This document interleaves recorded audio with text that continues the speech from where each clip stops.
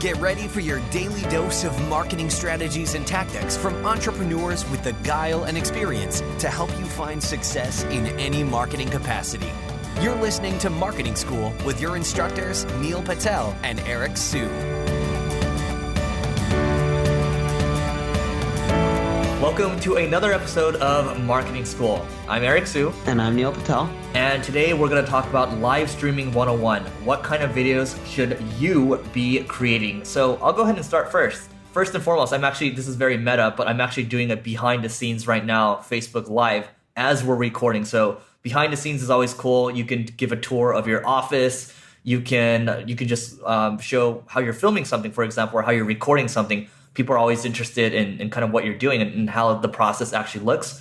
And it's good for people to actually, just get to know you better versus the camera or the movie you. What's number two? Number two, do a Q&A. When you start doing a Q&A, you're interacting directly with your fans, your audience, your customers, potential customers, etc. They get to know you, you get to know them, you're helping them out. It builds goodwill, it builds trust. In the long run, that'll help create more repeat visitors and conversions. All right, number three, try to interview someone. Do like an impromptu interview. Let's say you're at a conference, for example. Well, guess what? You can just take out your phone, you can live stream. And the cool thing about Facebook Live, at least for Facebook Live, not so much YouTube yet, with Facebook Live, you can actually take out your mobile device and invite somebody into your stream as well, so you can go back and forth. Number four, check out Gary Vaynerchuk. He does short-minute clips, like 2-3 minute clips with really impactful advice. He's passionate. Do something similar. It can be advice related to the service products you have to offer, just general advice that's relevant to your audience.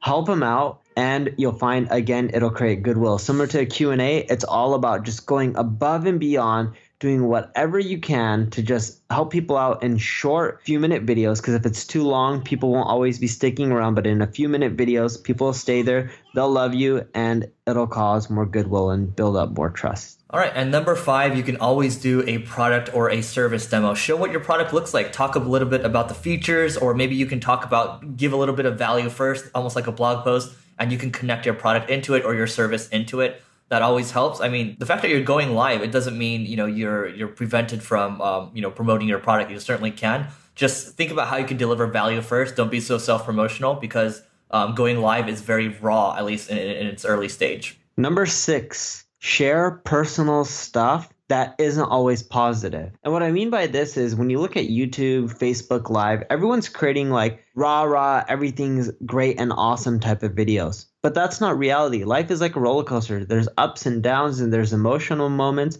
Be a bit more open. Be a bit more transparent.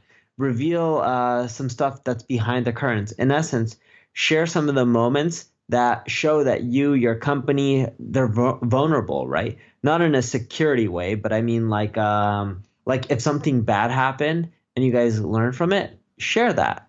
And people can learn from it. They can realize, hey, your company, you're human. Not everything goes really well. And what I found is when you stream live videos like that, they tend to do better than the ones that are just informational, saying like, hey, check out X, Y, and Z, and here's how to grow your business, or here's how to get more sales, or whatever it may be. All right. Number seven, this is something you can actually do now. You can treat your live as a webinar. So what I'll say is this. You can use a tool like Wirecast. It's going to allow you to simulcast, and you can show your screen at the same time. It can show your face, and it looks a lot more professional.